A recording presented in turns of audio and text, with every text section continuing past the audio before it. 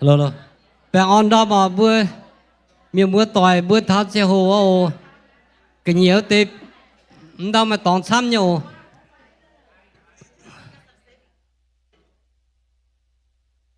rồi bữa quảng bữa lên chế hòa bữa tháo xe hồ à lại gì đó anh tu quảng bữa giờ xuống chỉ băng tỏi ở bằng cả bữa tao tại tao dùn chơi bữa cho nó bài nó thôi số chỉ xin ổ mày nóว่าmiền tao tại tao dùn nó thôi số chỉ xin ổ một bữa tại tao dùn chơi bữa cho nó bài mai phải ổ ồ đi mà tao có ấy ít bận hang tèo hoài cho nó bàiว่านี่เสียงเสียงnó tao nó hang ta chơi ở bữa lén chi bữa bài bữa sáng ok một cái chỉ biết em mà tao nhau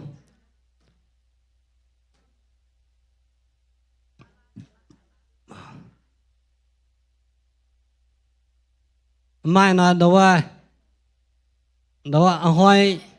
hỏi bữa mình yang cháu muôn nhá đâuว่า装一支润สม nó đâuว่า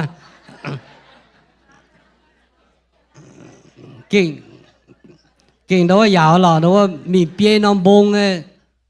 มีเปียมงสิแต่đâuว่ามีกอม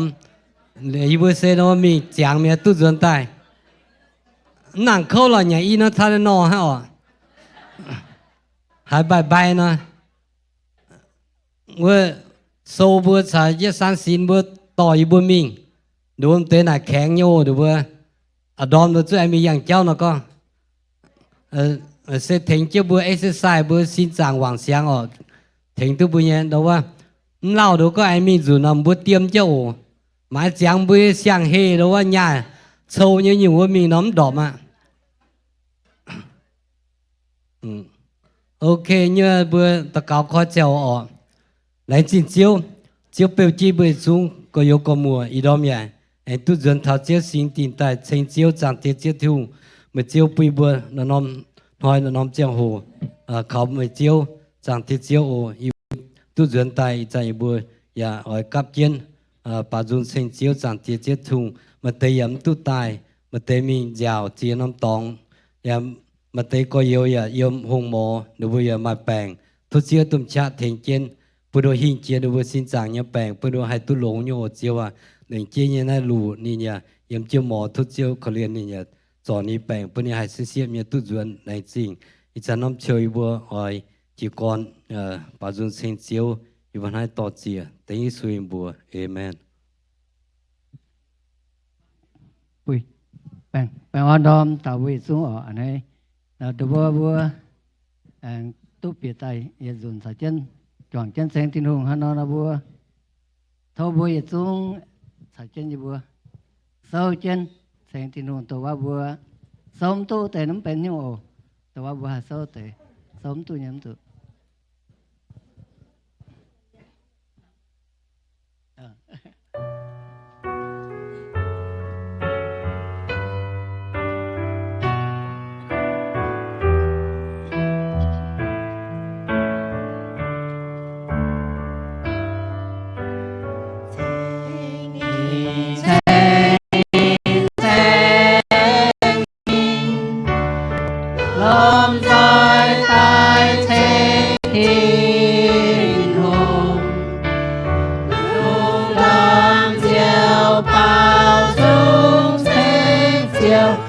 Yeah,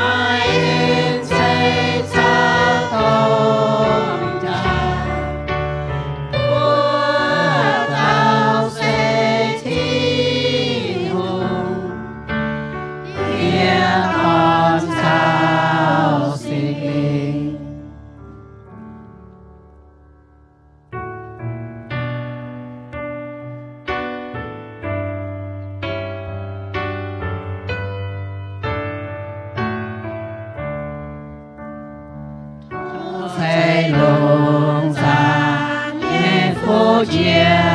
tay thọ quang vinh nghĩa của nhẹ nhau nhung nhung nhẹ mãi trên thế cả này nhẹ sông thiên hùng nhẹ trình nhẹ ở chia chiếu Giêsu nhẹ yên trời nhẹ lòng nhau bao dung thành chiếu Giêsu hoàn nhẹ là cái cùng ai ông thiên hỏi nhẹ chiếu Giêsu em lo nói chiều trên tháo y tan về nhẹ phi ngang chia hiền có chiều tàn tàn có liên nhiều em man si thế nghĩa thao tao nghĩa yang công sa ta nhẹ nhau mình chiều Giêsu tay lo chiều yên thiên hùng đồng ngàn miền nhé con nhân liều nín chân tay quay chiều yên yên chiêm chiều Giêsu nhé em chạy quay tu nín chiêm lên chiều yên thâu theo nhẹ chiến thâu lễ biệt lại hình chân chiến nhất nhẹ nhẹ nhau chiều sáng sáng lên thấy em buồn nhẹ nhẹ nhàng em mãi lúc này em nhà này chia thô phù nhẹ nhẹ xin xoay chiều nhẹ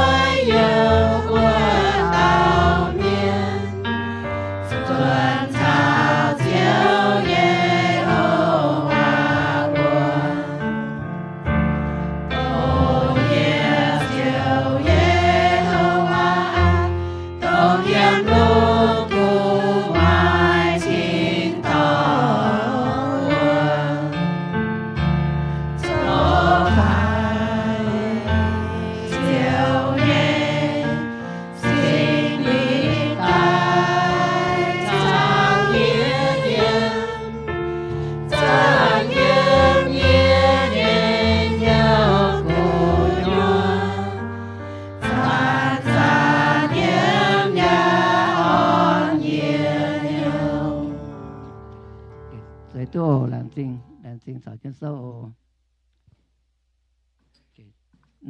nom cho hồ tổng bua siêu cấp phường họ nhớ tới xuất ổ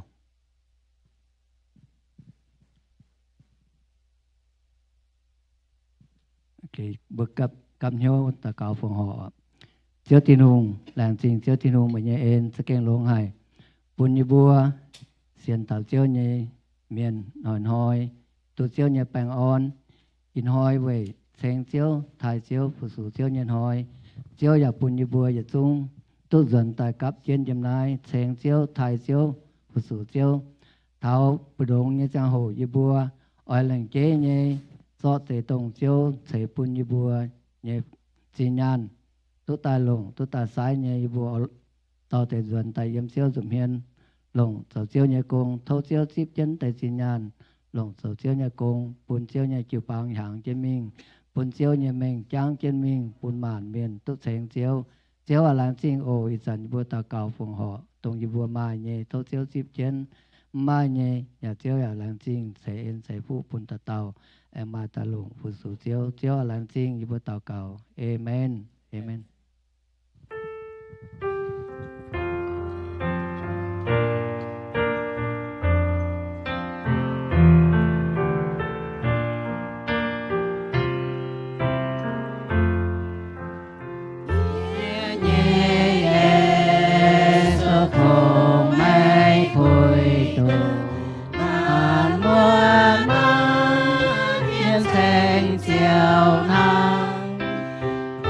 Hãy subscribe cho kênh Ghiền Mì Gõ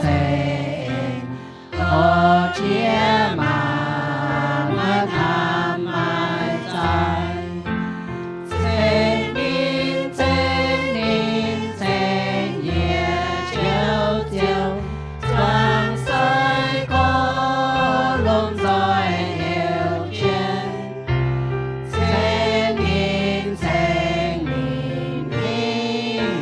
lỡ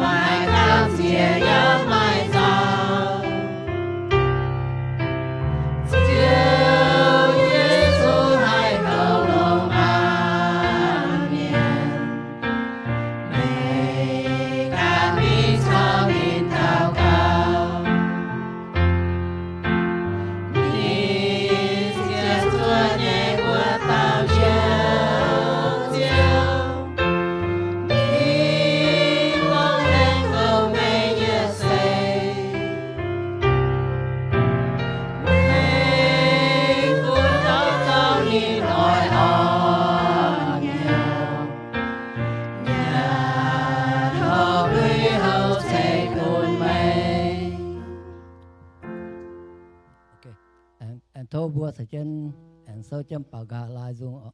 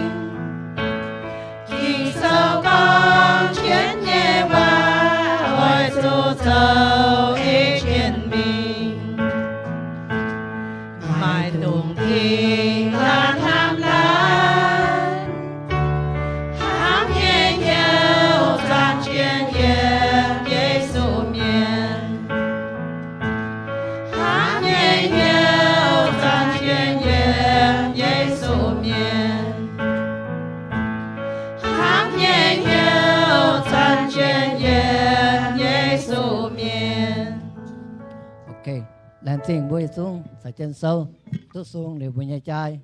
dừng bua ỏi hai thiên hùng như hòa thâu bua thèn chân buông bui nhai can xin như phồn phải nhai tụng bên bui nó bua chip tụng quan nếu thèn thiên hùng to thiên hùng như hòa miền và tai to thiên hùng như hòa ồ hắn nói thâu chip ồ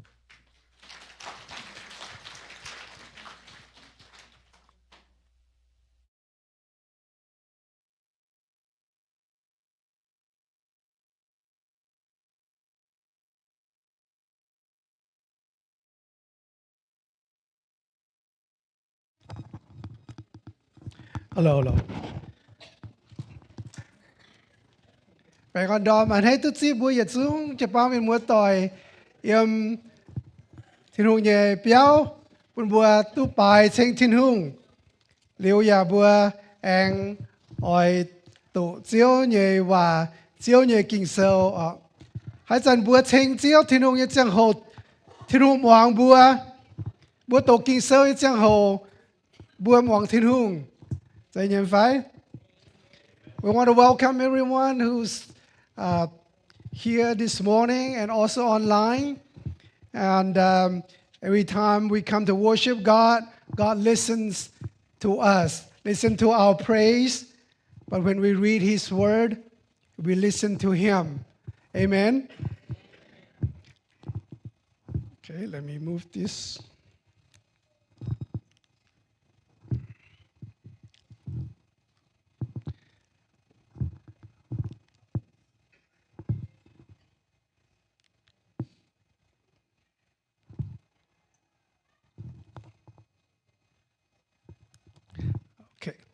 There you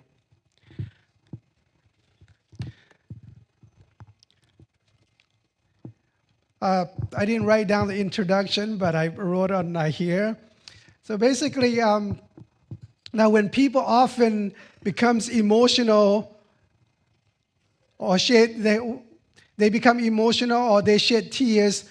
when saying farewell to a place or people, especially when they know it would be their final encounter.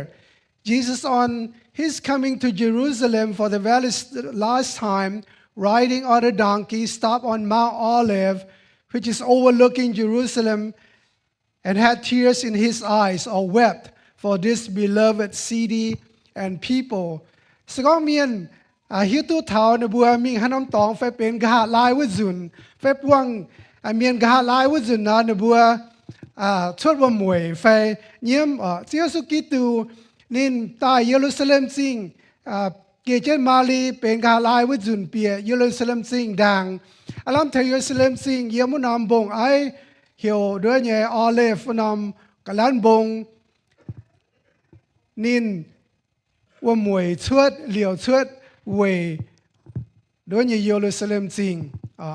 ทั้งน้อยอินห้อยเนี่ยเขาเต่าใส่ก้อนเท้าเจียวสูเยี่ยมว่าเยรูซาเล็มจริง So today's title is Jesus weeps over Jerusalem. Let us pray and then we read His word. อีบัตินตองตีเสียทิ้งหงเสียอีดอมอีบัวอ้อยเปียตายจวงเจนตัวเสียวเนี่ยว่าเสียวกิงเซลเสียวทิ้งหงปุ่นอีบัวตัวเสียวกิงเซลอย่าปุ่นอีบัวให้เปลี่ยนเหี่ยวปุ่นอีบัวให้ตานให้ทั้งป่า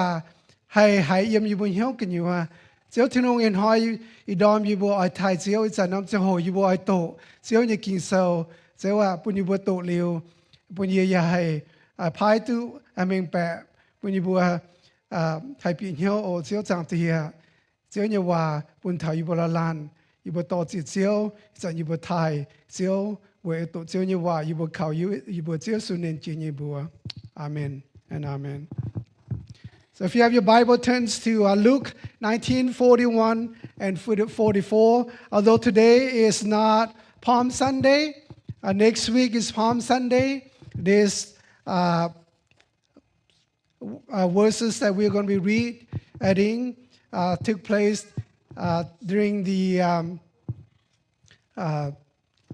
week just prior to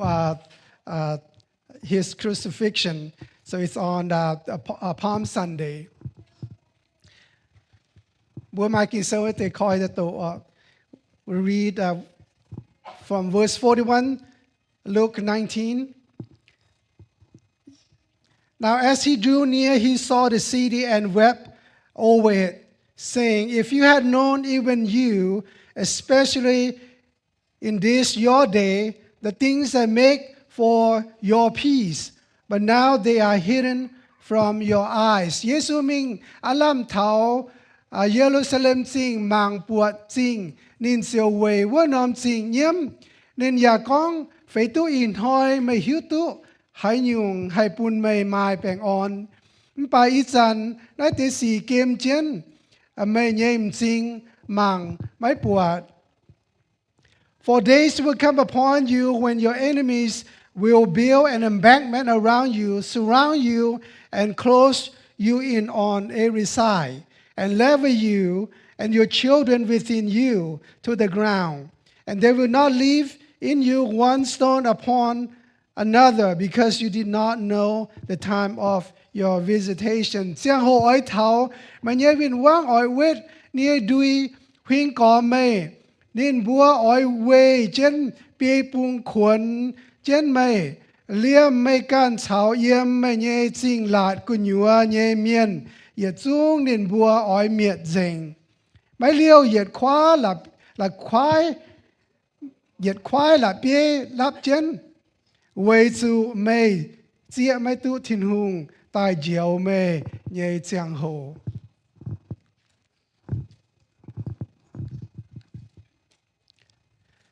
เยี่ยมนั่นน้องกับกลันบงเซมายช้ำยุงชัวตาเยี่ยมโลกิงเซลเยี่ยมกิงเซลกันอยู่โลกิงเซลอย่าใจเยี่ยมเสียงกิงเซลอย่าใจพระยุทธาเยซูเนี่ยเยี่ยมนายน้องกลันบงเจ้ากิงเซลเยี่ยมมัทานิจะเฟยนิจะเยซูอย่าตายเบทที่นี่หลังอย่าเยี่ยมนายน้องกลันบงเลยมโก bữa hiếu tu Giêsu Kitô ya ta cao yếmวันเอาหิงก็สมัยในหิงดังเดบอยจ้อนินบุยหิวตัวเจ้าสุกิตัวยาตัวเนี่ยจู่ตัวจีบฝ่าทินตองยามไหนกะลันบงทินชายาหินชวดบัวนี่เนี่ยแห่งเต้าบัวเจ้านี่เองอ้อยจวนทั้งนินตู้จีบมิงวันนอบุยตัวเยี่ยมเจกลายอย่างของเท้านินจวนเนี่ยเจ้าหัวตัวเนี่ยจุนอย่าเยี่ยมได้นำกะลันบงทั้งนอ There were many things that events that happened in Mount of Olives. We know in Old Testament times, but events happened here. But in Jesus, when he at this Mount of Olives, he taught the Mount of Olives discourse here, Matthew 24:25. Jesus often visit Bethany, the town Bethany, and is in this vicinity. And we know that Jesus was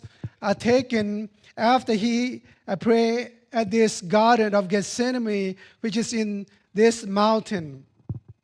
And we know that Jesus' ascension was also here. And the Bible tells us in Zechariah that Jesus will return second time at this place also.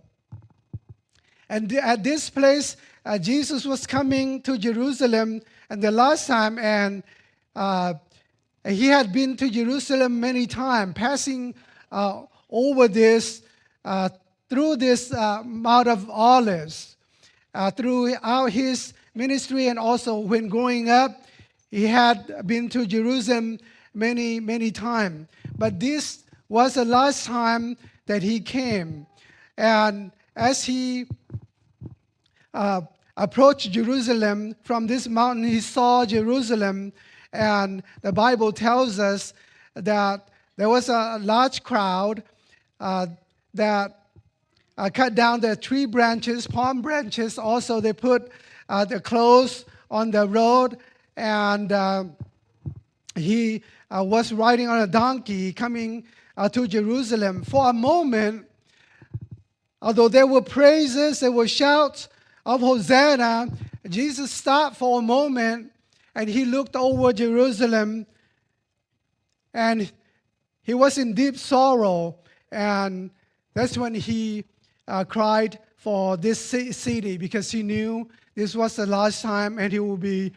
taken and crucified on the cross like a criminal. But he thought Jesus Kitô nên mình Jerusalem chính chia dùn nhà mình đứa nhé chia xếp chia dùn nhà nên tông nên sau thiên nuôi con sẽ hổ buôn hàng nên nhà chân chân mình Jerusalem chính chia nên nôm đứa nhé cả lan bông mà nó dùn nên mình bị Jerusalem chính thảo này cả lan bông nhà mà miền sắm nhé đứa nhé can nên sai có bùi à hàng tàu bùi à sao trên nên mình kinh trên Mali mà têต่อเช่นเลือเขาอย่าอันเจนเขาอย่ากัดเดียงกว่าละหาเดียงนอมละหายอันเจนปุนิน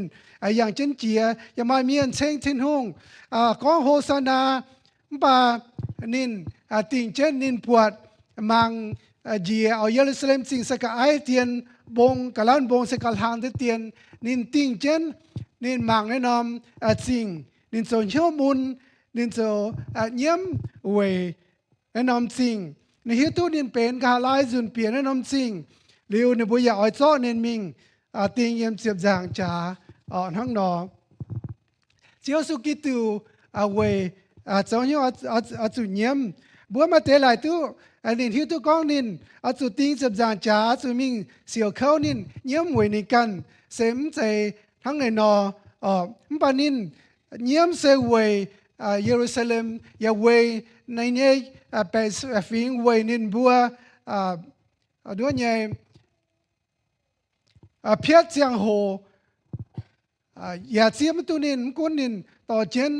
ที่โนเอเจียวเอ็นต่อเช่นที่โนเยแปงออนตายนี่เนี่ยเยี่ยมสมเสวมวยละกวยเดียบชดเตะปานทั้งอ๋อมเสเดียบโดยเนี่ยไปทั้งปัสเซียมเหี้ยวเนี่ยโดเนี่ยชดตายนินสิงเยี่ยม Mko nin hai na bua mate chip nin mate cheng nin. Mpanin yết buat Jerusalem ching. Nin a hiu tu yem nin hiu nim tan buat hang mpanin buat ya hiu tu yem nin hiu mai miền chăm nhẹ cao chăm tông châu lô quay nhẹ quân sĩ nhẹ miền ya mấy chip nin ya oi to nin tình yem chậm giang cha. Some of us may think that Christ knew that he was going to suffer and die. He cried for himself. But that wasn't the case. He cried for them because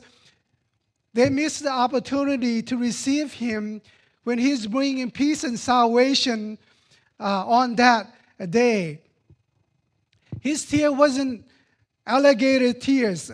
as some of us might think, but it was deep down from his heart because of his sorrow and his deep pain and his deep compassion for them. Though there were praises, but when he saw the city, he saw the real condition of the people, of the high priest, of the rulers, that they would not receive him and they would crucify him. He was moved with compassion and he cried because they did not understand or know who he was and what he was offering. Jesus grew up coming to Jerusalem and festivals year after year. He knew very well of the city and the people. But this last time, on this occasion, on this day, he was presenting himself to them as King and Messiah. But in just a few days later, he would suffer for the whole world, but they wouldn't understand it. Verse 42, he says, if you had known, even you, especially this your day, the things that make for your peace. Chiếu su nín hiếu tu thảo nè bùa cho nín tình yếm dập giang cha nè hiếu tu thảo nè bùa nhện hiếu nín so hay hiếu mun hay nín yếm về nín bùa về su nín bùa hiếu tu thảo con nín to trên tông nè nôm hoi nín to trên nín nhẹ bèn on to trên nín diệu en tại bún thảo nín bùa ở nín con bùa nín bùa phải tu in hoi mà hiếu tu hay nhung hay buôn mày mai bèn onแล้วมันหอยเสเป็นในบัวเย่อันหอยตรงเสียวสู่ตายเวยปูนนินบัวออกมันในบัวเสียไม่ตู้นินตรงไฮลานเวจูในบัวเย่เหี่ยวเสดัวเย่ดองสิเมียในบัวเหี่ยวทั้งให้นอนนินหิวตู้เวจูนินบัวมีหิวเถาเจียนแป้งอ่อน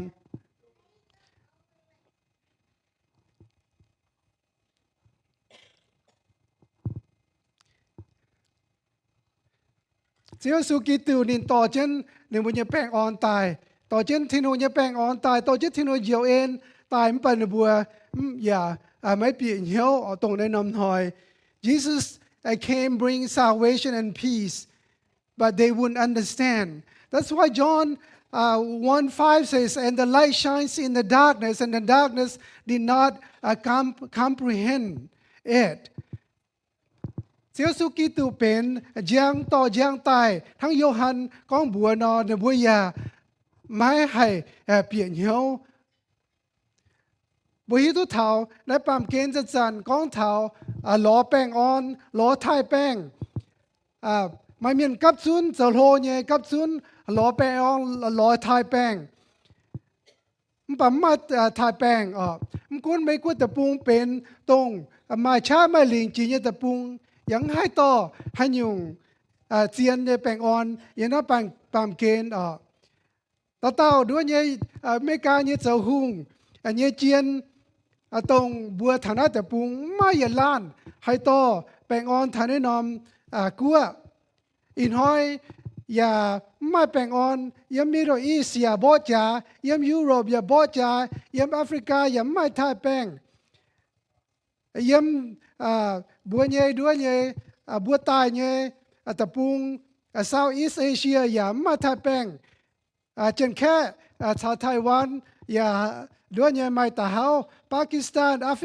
Afghanistan, nhà mai ta hao bó trả Cambodia, South Thailand, nhà mai ta hao mai bó trả thằng nào bữa ba miền nhé quay cháo bữa ba miền như thông minhให้ปุ่นบัวให้ตู้ถ่ายแป้งปุ่นบัวถ่ายแป้งน้อยป้านอย่างป้านทั้งไม่บอจ่าเจียนถ่ายแป้งเสียมบุญเยเจสุกิตู Christ was bringing peace to them. We know that the world has many conferences about peace. There are rallies for peace. However, there has always been war. The United States is the military superpower and economic superpower, but the U.S. couldn't bring peace to the world. Ever since we arrived in the United States, every president of the United States has been involved in conflicts and in wars. U.S. could not bring peace. There is war in the Middle East as we are speaking. There's no peace in Europe. There's no peace in Africa. There's no peace. There's hostility in Asia between China and Taiwan, Pakistan, Afghanistan, Cambodia, and Thailand. Because man's way and ingenuity will not achieve long-lasting peace. We may achieve peace for a little while, for a few years, and then wars and conflicts breaks out. The only lasting peace, that who can bring peace is Christ Jesus only. Jesus was, when he saw Jerusalem, he was moved with compassion and he wept because the people couldn't see what he was bringing and offering. Bởi tôi chia sẻ kỹ từ nên sự nhiễm sẽ về sự nó bấm bùa thảo đông nên ỏi to tài nhẹ với nhung. Christ was to bring a peace on this day, but they wouldn't see. It's not because they couldn't see, but because they wouldn't see. That's why verse 42b says, "But now they are hidden from your eyes." It was hidden in their eyes. They were spiritually blind. They were not aware of the peace and salvation that was readily available to them because they didn't see who Jesus really was. Giêsu tỏ kỳ từ tỏ chân bèn on tại pun nên buồm và nên buồm biển nhau với sự nên buồm nhiễm sinh đối với mảng bọt nếu với sinh và chiêm tuทั้งนอเสียสู่สิ่งใต้ของบัวมันไปอีจันนัดเตะสี่เกมเช่นไม่เยี่ยมจริงหมังไม่ปวดมันจะก้อนบัวหมังปวดมันไปบัวมาอ่อยปวดเท้าตรงเสียสู่กีตุต่อไงจะเห็นเราบุญใหญ่ปั๊มเกณฑ์ยังไงเฉียมจู่โดยยังไม่ทายแป้งเฉียมจู่บ่จ่ามันป่าบัวเฉียมจู่เขาช้ำเจี๋ยเซทินหุงยังแป้งอ่อนตรงบัวชาวทินหุงด่างสองบัวชาวทินหุงไม่แป้งอ่อนด่างหรือบ่จ่าเนี่ยเจ้าอ้อยโจเจี๋ย Yes, we need peace in this world. We need less conflict and more peace. But we need to start with God's peace, the peace that man cannot achieve. That is peace between us and God. And once we have that peace, our world will be more peaceful. The world will never know peace until the Prince of Peace has ushered his reign, and he will usher in the real peace. But we needed to start with the peace with God, and that's what was Christ was offering during that day. However, the spiritual senses were dull. That's why, as Isaiah says, that their heart was dull, and they keep on hearing, but they did not understand. They keep on seeing, but they did not perceive, because the people's heart is dull, and the ears heavy, and their eyes were shut. Nè bùa xiêm lúc sau thiên hùng nhớ bèn on với sun hai Isaiah con bùaวันnọ nè bùa nhớ xin ya mạng mấy quạt nè bùa hiếu ya đong mìnhวันdùng Tại nhớ Giê xu Kitô tu hai mai miền chăm nhớ tông can nhớ tế mi út đảng yếm cả hai mai miền hiểu mà miền chênh thiên hùng bà nè bùaจะเจียนเปลี่ยนเหี้ยวthảo đứa nhẹ nửa buổi chiều biển hiếu yếm hiếu tu chiếu sụt tông Hà Lan. Yes, there were praise and shouts from the crowd, but they did not really understand who Christ Jesus was. Matthew 21, verse 10 and 11, when Jesus came to Jerusalem, the crowd, the city was moved, saying, "Who is this?" So the multitude said, "This is Jesus, the prophet from Nazareth of Galilee," because they did not understand who Jesus was. They saw only the prophet. Bởi tu Chúa Giêsu Kitô mà miền chênh nín thái chân nín chênh thiên hùng bà xiên vẫn biển hiếu miền chăm yếm Jerusalem sinh nài cái nài hạt táo để bà con tông đứa thiên hùng tàu hòa như miền yếm Nazareth Galilee tài nửa buổi chiêm tu Chúa Giêsu Kitô tông Hà Lan. Luca 10 trang phạt 10 Chúa, Luke 19:39, and some of the Pharisees called to him from the crowd, "Teacher, rebuke your disciples." Did they recognize him? They did not. Nửa buổi chiêm tu Chúa Giêsu Kitô những phái Pharisee miền có phiền sang chiếu mấy tiếng mấy sạch đứa nhà hàng tàu bữa bấm tung trên thiên hùng nửa bữa chiêm tu Chúa Giêsu Kitô tông Hà Lan nửa bữa dìa miền hang này nó châu tòng thiên hùng bà nửa bữa ỏi pun Hà Lan hình chia nửa bữa ỏi pun Hà Lan mà lình mà cha cầu chăm nửa bữa ỏi pun Hà Lan đứa nhẹ hay cháu lùn bún lô ma hay chó nửa bùa nhẹ trắng nửa bùa nhẹ tập bùng hàng đó Chúa Giêsu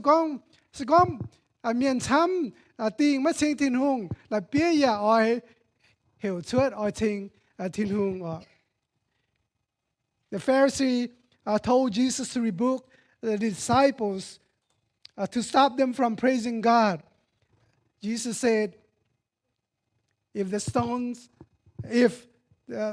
the people stop praising God, the stone will cry out. The Pharisee did not recognize him.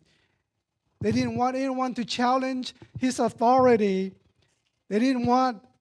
anyone to take their positions. Jesus wasn't setting up his own kingdom, but he was ushering in the eternal kingdom. John 12:16, even the disciples did not understand him until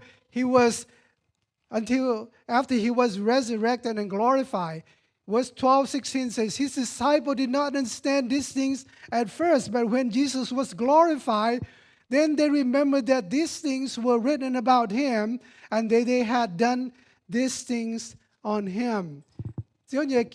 Hàng tàu và chiêm tu Chúa Giêsu Kitô tông Hà Lan suốt thảo Chúa Giêsu Kitô nàng tài nếu sẽ tài biển hiếu There is times when the spiritual senses were dull and the hearts were hardened. They heard the message, but they did not perceive the message. They heard the prophet's message, but they did not understand the prophet's message about Christ Jesus. Nếu bây giờ hiểu ngàn, nếu bây giờ hiểu đong mình, nếu bây giờ hay thiên thiên tàu bài nó vẫn biển hiếu thảo thiên hùng tàu hòa dây miền con thảo Giêsu sự kỳ tử Giêsu sự kỳ tử nên hiếu muốn hiếu giàu về nên bùa về sự nên bùa đấy nằm chínhในเยเมียนนบัวเล่าสู่เขา Jesus was moved with compassion and he wept because he know the destruction was coming to this city and the inhabitants. The enemies would destroy them completely. They would suffer terribly because they did not receive the blessings because they rejected Christ Jesus. Luke describes this as Jesus says, "For days will come upon you when your enemies will build an embankment around you, surround you, and close you in on every side. The people would be killed, young and old, and the city destroyed." Verse 44, "And level you and your children within you to the ground. They will not leave you one stone upon another." Why the destruction? Because it's part of God's judgment for the rejection of Jesus Christ. They have brought on themselves the destruction. Giêsu nhiễm với sự Giêsu hiếu thảo nên ông xin nên ông nên tề miên niệm nay cái nhiều sự khâu sự tài với sự nửa bùa mất xếp Giêsu Kitô nửa bùa nhiều viên vang ở tại quê trên nửa bùa ở phía tây bỏ bài nửa bùa ở tại tây dình bè phình với sự nửa bùa mất xếp chiếu nó sẽ biến hiện nhung tông thiên hùng tình ở tình nửa bùa căn tình nửa bùa căn nhé注意哦，你不干，你就讲你不干定，你不注意，你不干未来你不干对乜嘢行嚟喏哦。Why did I say they brought destruction on themselves? Remember, Pilate was about to release Jesus, but the crowds and the Pharisees and the chief priests,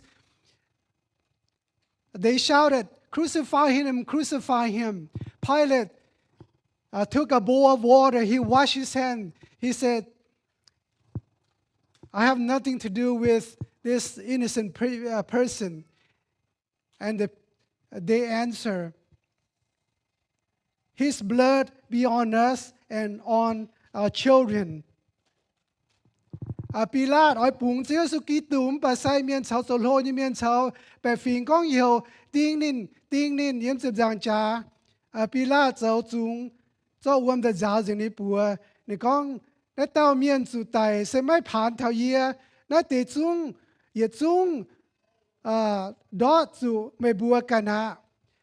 nèบัวyê chúng tao nè tao miên tài liều chuột như diêm yêu yêบัวcháo yêบัวกันเย่ฝุ่นฟ้าดำตอง They had literally asked for their own demise by saying, "His blood be on us and on our children." นบัวกันแหลงดำตองตรงนบัวด้วยยึดเสาปุ่นเสียสูญใหญ่ออกทั้งนอเยี่ยมเสียเจียมหางADเนี่ยจังโหนบัวเบียนเหียวโลมาเนี่ยแปลงเปี้ยไทรัสแต่เท้าต่อจะแปลงแต่เวเจนสีหาเนี่ยเมียนเปียดชวดย้ำให้เปียมให้ชวดไล่ทางย้ำไม่เงียนจู่กะหานบัวเปียแต่ตายบดเสียนบัวเนี่ยเซลนัวฟิเจียลัวแปดชิ้นลอยล้านเมียนจู่ตาย when Titus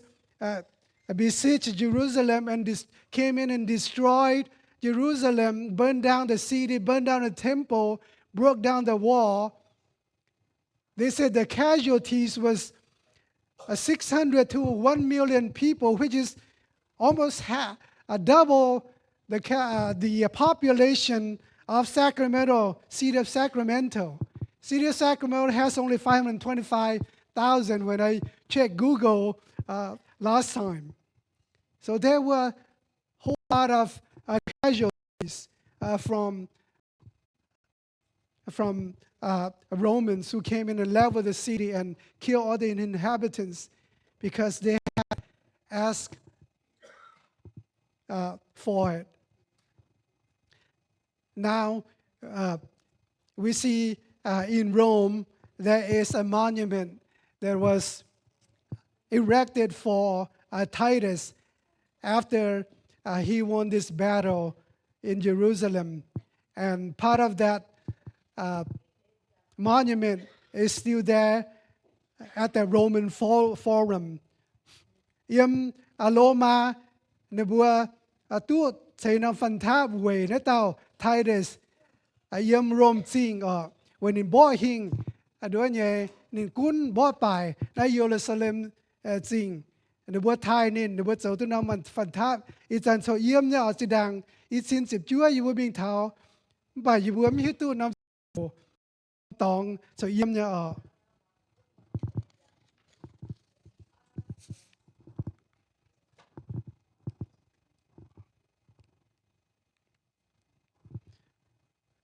Christ wept because they did not recognize when God visited them, because He did not know your time of visitation.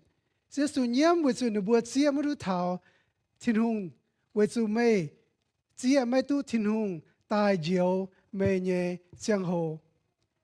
was their time. It was their day.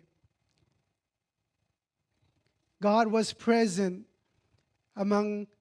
them, but they did not recognize. They have missed the opportunity for salvation and peace. That's why John wrote, he came to his own, but his own did not receive him. Hang đó, Johann tại phía con, Chúa Sư Ninh tài lò ni bè phình, bà ni bè phình, yeah, mấy chiết tu nín. Listen to Matthew 23:37-39. Oh, Jerusalem, Jerusalem, the city that kills the prophets and stones God's messenger, how often I have wanted to gather your children together as a hen protects her chicks beneath her wings, but you wouldn't let me. And now look, your house is abandoned and desolate. Jerusalem ching, Jerusalem ching Mày tại tờ hòa miên giờ cho là biết trong tại thiên hùng phái mình mày nài nhây miên bút xía dùn như oil hot dùn mày nhây miên thăng nhây nhây bùa ton yếm đạt đĩa nóm bà mày mấy kháng bùn nhiệt dầu mang ma mày nhây béo chung chủ quảng bên béo hoàng. God has visited them in the person of Christ. God wanted to rescue them, but they wouldn't. They want to have their own ways. God will not force upon anyone, but they have to choose on their own. Chúa Sư ơi, đồng hải khó liên, nhiễm nguyên đến bùa, bà được bùa, xịa mê tu Chúa Sư Kỳ Tù, Chúa nên hay áp Hải Lan, ta tao chủ kín Chúa phải kín mấy chip Chúa.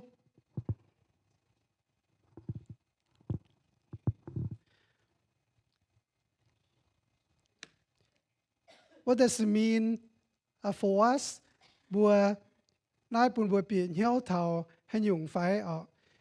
Chúa Sư Kitô nhiễm bùn bùa hiếu thảo con nên thiên hùng nhìn hiếu sẽ thắng hay nọ thắng đó yếm Esayam sẽ phàm trang ta phàm yếm sẽ tại con nên chủ miên mang phía chủ miên game nên chủ tia môn chủ tia khâu nên sen thắng miên buông chân miên mai oi mang nhây miên nên chủ miên mang phía y bùa ya mấy thai nên Giờ nhưว่าcó a man of sorrows and acquainted with grief. Ele say nên hiếu thảo hiếu mun ya hiếu giàu về nên miền Jesus weeping reveals God's heart or demonstration of God's heart for humanity. That's why Isaiah 53:3 says, He is despised and rejected by men, a man of sorrows and acquainted with grief.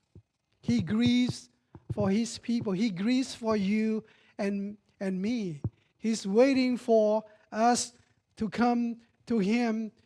to leave our rebellious and hardened hearts. Giêsu nín Chúa trên bùa, Chúa trên bè phình, ta lò nín tay, chia tu nín Chúa trên bùn bùa hiếu ngàn, nhẹ miền, hay ta lò nín hăng nó, Peter sai con, Chúa sẽ kinh, ấy nín lẹng, nhẹ hòa dấu nín, mấy ngày, hăng mai, tế miền, hâm tài nín, ngày nó, tao duan nín, dấu hiếu đá Chúa, mấy bùa, mấy ỏi, hay tao chú miệt, nín, ỏi tao coi hiếu quảng chú ý. God never take pleasures in the death and punishment of sinful people. That's why 2 Peter 3:9 says, the Lord is not slack concerning His promise, as some count slackness, but is long-suffering toward us, not willing that any should perish, but that all should come to repentance. There is consequences of the rejection of God's grace and mercy. Today, God does not visit us personally, but He does visit us through His people, proclaiming the message of grace and mercy, so the people would have opportunities to respond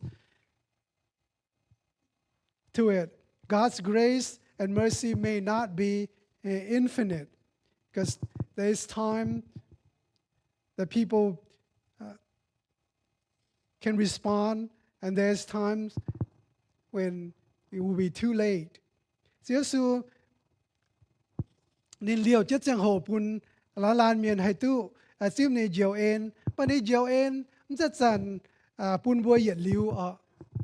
giờ nhớ nín nhiệt liu ở diều bùa, bà bùa nhiệt chẳng hồ bên nhiệt liu, xong bùa chạy bùa chẳng hồ bùa yếm hay tu xiêm nín nhẹ diều en nín ở diều bùa, bà dùn pa bùa mọi diều bùa can, bố mọi thiên hùng diều bùa can ở lò bùa như cháu thỉnh bùa can ở lò bùa can nhé chạy với nhung the farm tiêu bớt sự phải phim dùn pa bùa nhé hiếu hay đong mình bùa nhé nom ya hay du mình bùa muang hay siêu như hòa quân miền con siêu như hòa chun siêu như hòa bà dùm ba bùa yếm biển hiếu bùa hay tổ siêu như hòa siêu kinh sâu dùm ba bùa yếm tổ chi công ngoài bùa yếm biển hiếu tiền biển hiếu với nhung hăng nọ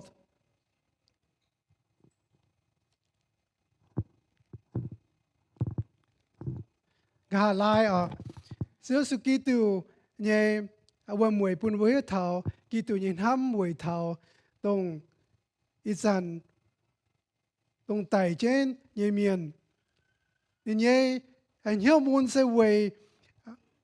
เมียนเยจุยเวยจันเมียนไม่เหยี่ยมไม่เจี๊ยตุนินเยเจียวเอ็นตรงด้วยเยไม้ปุ่นบัวนี่เย่เจ้าเสวยเมียนไม่ỏi xiên nín, mò ỏi hải nín, mò ỏi chia tu nín. When you Christ's tears tells us about His real love for this dying world. His grief is over sins and constant rejection over His mercy and grace that's readily available. His sorrow was over unbelief, and the peace that He's offered is being refused. And they have missed the opportunity